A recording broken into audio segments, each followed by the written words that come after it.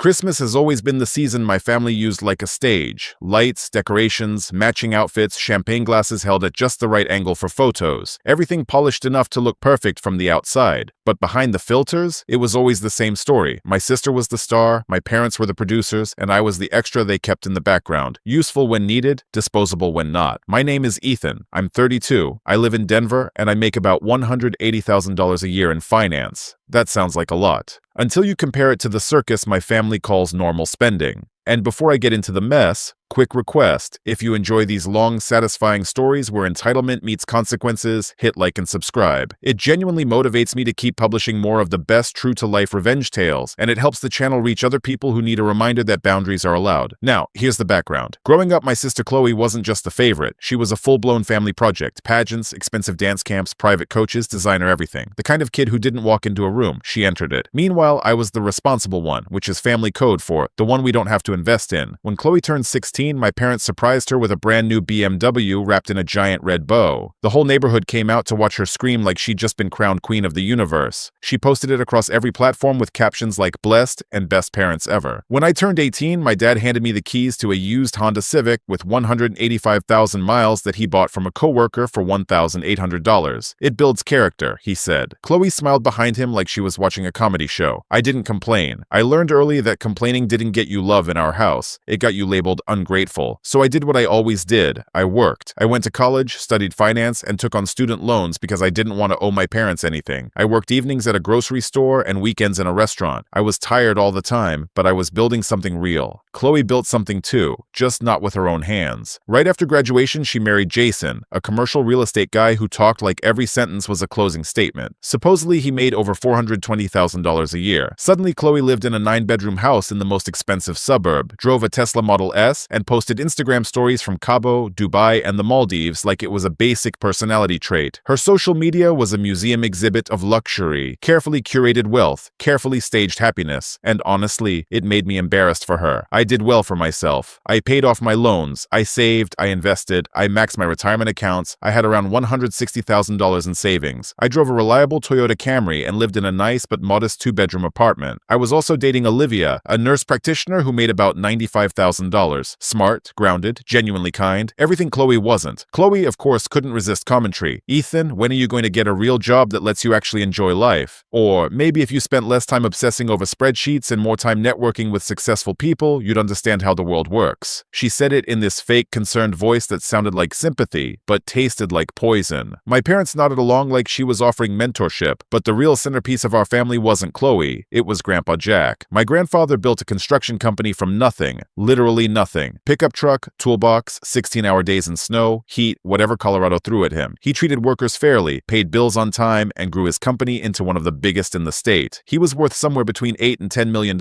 and he believed in hard work, merit, saving, and respect. Somehow that lesson stuck with me. The rest of my family treated him like a human ATM. Every year, Grandpa organized an elaborate Christmas trip because he believed family togetherness was worth any price. He paid for everything: flights, rooms, meals, activities. Last year's trip was a luxury ski resort in Vail, one of those places that charges $1,200 a night for a basic room and serves dinners that cost more than my weekly grocery budget. I'd had a brutal month at work, 70-hour weeks, deadlines that felt like they were hunting me. I was looking forward to the trip, not for the resort, but because Grandpa was the one person in my family who made me feel like I mattered. I arrived around 8 p.m. The lobby looked like a postcard designed by rich people. Exposed wood beams, stonework that belonged in a museum, fireplaces tall enough to rent out as studio apartments. Guests strolled around in ski gear that probably cost $5,000 an outfit, casually discussing helicopter skiing like it was a weekend errand. I walked up to the front desk, gave my name, and waited. The clerk typed, frowned, typed again, called a supervisor, more typing, more frowning. Then the supervisor looked up, polite but confused. "I'm sorry, sir, I don't see any reservation under your name." At first, I assumed it was a simple glitch. Then I heard Khloe behind me. "Oh my gosh, Ethan, you actually made it." Her voice was too cheerful, too loud, like she wanted an audience. I turned and there she was. Designer ski outfit, custom fitted, boots that looked like they belonged on a runway instead of snow. And on her face was that smirk I remembered from childhood, the one she wore right before she got me in trouble. The line behind me grew, rich people shifting impatiently, the lobby's attention slowly turning in our direction. Khloe stepped closer, speaking loud enough for everyone to hear. "How strange there's no room for you. I'm not sure how that happened." Then she leaned in like she was sharing a secret. "Actually, Ethan, I talked with Grandpa Grandpa about sleeping arrangements. We agreed we only needed rooms for real family members this year. My stomach dropped. What are you talking about? Grandpa invited everyone. Khloe straightened up and turned her voice into a performance. We have the presidential suite for me, Jason, and the twins. Mom and Dad have a corner room with a mountain view. She paused. And well, you know how expensive these places are. There just wasn't space for everyone. I looked across the lobby. My parents were sitting near the fireplace in leather chairs like royalty. When I made eye contact, they turned away. Jason stood near the concierge desk, scrolling his phone, completely detached, like I was a stranger having an issue with room service. Khloe giggled. Maybe there's a Holiday Inn down the mountain somewhere. This place isn't really for your income level. People were staring now. The desk clerk looked mortified. The supervisor pretended to focus on papers while clearly listening. Khloe wanted me to beg. She wanted me to panic. She wanted me to melt down in public so she could smile and say, "See, he's dramatic."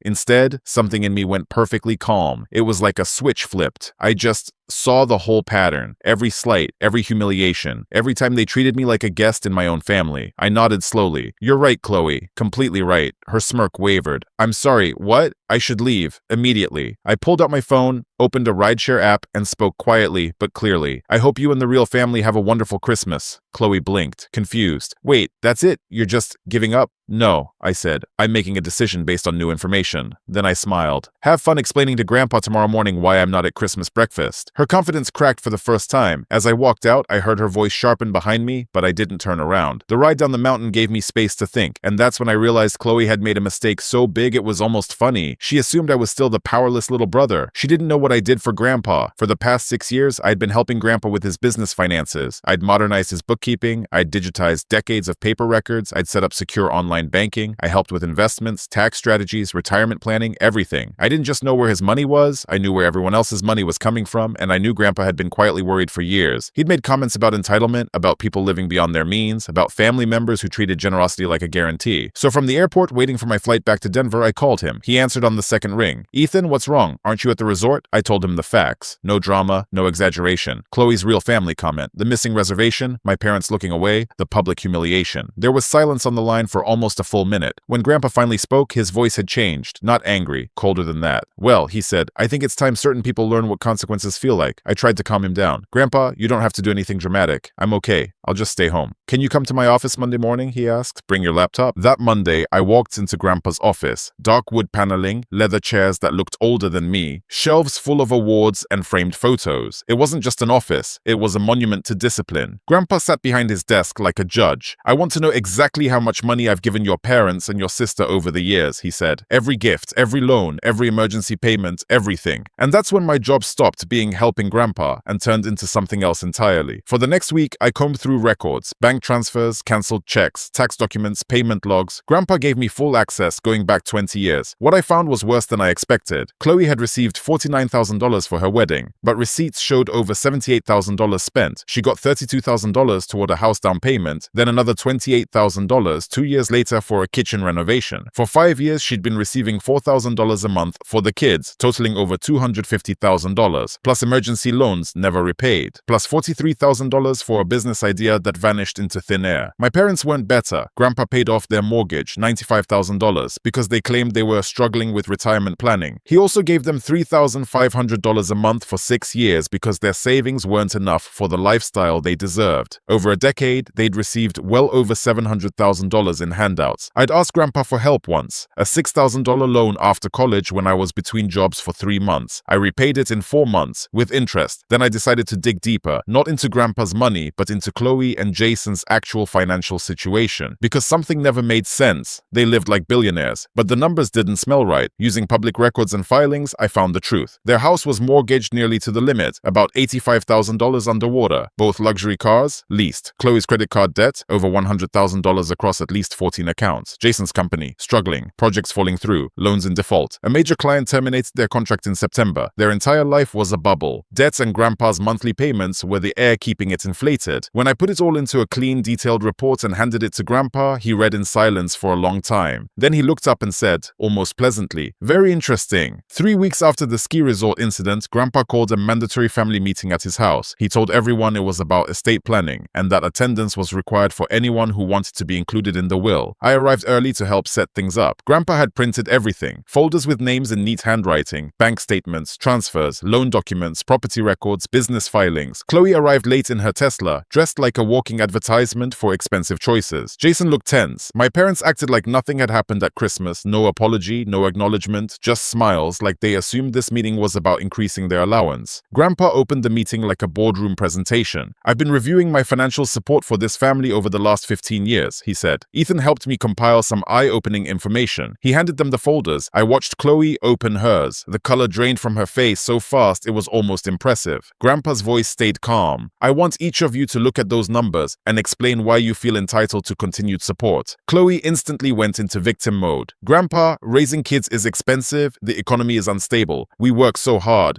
Khloe, Grandpa interrupted, sharp as a knife. According to your own words, your husband makes over $420,000 a year. Explain why you require an additional $45,000 a year from me. Khloe stammered. Jason stared at the floor. My parents jumped in with their own speech about retirement, inflation, medical bills. Grandpa didn't blink. You retired early because you expected my generosity to cover your lack of planning. You treated my help like a right, not a gift. Then Grandpa said the sentence that detonated the room. Effective immediately, all financial support is terminated. Khloe burst into crying. My mom started talking fast about bills. My dad looked like someone had unplugged him. Jason sat frozen. But Grandpa wasn't finished. And I am personally insulted by how Ethan was treated during our Christmas trip. Khloe's tears turned to rage. This is because of him? You're doing this because he's sensitive? Grandpa looked at her like she was a stranger. He is not sensitive. He is disciplined. He paid his loans. He lives within his means. And he treats people with respect. You mocked that. Khloe snapped, desperate. He's a boring loser. Jason makes 3 times his salary. We're the successful ones. That's when Grandpa calmly turned his head toward Jason. Ethan, he said, could you explain what your research showed about Jason's business? Jason's face went pale. I opened my laptop. Based on public filings, I said, his company is essentially insolvent. Multiple loan defaults. A major contract terminated in September. No meaningful project closures in months. Jason finally exploded. You had no right. It's public record, I said, steady. And the numbers are not good. Khloe looked like she'd been slapped. Her fantasy world, her whole curated identity, was collapsing in real time. Grandpa leaned back, almost satisfied. Now, he said, you all have decisions to make. Then he stood. I think we're done. As they filed out, Khloe was shouting about betrayal. Jason looked sick. My parents looked terrified. When the door closed, Grandpa turned to me with a warmth I hadn't felt in weeks. I've been thinking about updating my will, he said, and I believe it's time for changes. 9 months later, the fallout was spectacular. Jason's company filed for bankruptcy. They lost their house. Both cars were repossessed. Khloe got her first real job in years. My parents downsized into a tiny condo. My dad came out of retirement to work part-time. For the first time in decades, they had to live inside reality. And then the call started. My parents first, then Jason, then finally Khloe. When she called, her voice sounded smaller than I'd ever heard it. Please, Ethan, she said, I'll do anything. The boys keep asking why we can't go on vacation, why we had to move, why I have to work. I let her talk until she ran out of words. Then I asked one question. When you excluded me from that hotel reservation and said it was only for real family, did you think about how it would make me feel? Silence. I waited. Did you remember I was your brother, that I deserved basic respect even if I didn't live like you? Her voice cracked. I was just trying to... No, I said, calm. You were trying to humiliate me because you thought I was weak. She started crying harder. I'm begging you. I took a breath and I smiled because the symmetry was almost perfect. You know what, Khloe? You're totally right, she sniffed. Really? You're begging me, I said. And do you know how that makes me feel? Another long silence. Then quietly, I said the truth. It makes me feel like maybe there is justice in the world after all. And I hung up, because the best revenge wasn't watching her lose everything. It was realizing I'd finally gained something I'd never had in that family. My dignity, and the power to decide who gets access to me. So if you're the responsible one in your family, the one they underestimate, the one they mock for being careful, the one they assume will always stay small, remember this: they can laugh at your modest life, but they can't laugh forever. Eventually, reality collects, and it doesn't accept payment plans.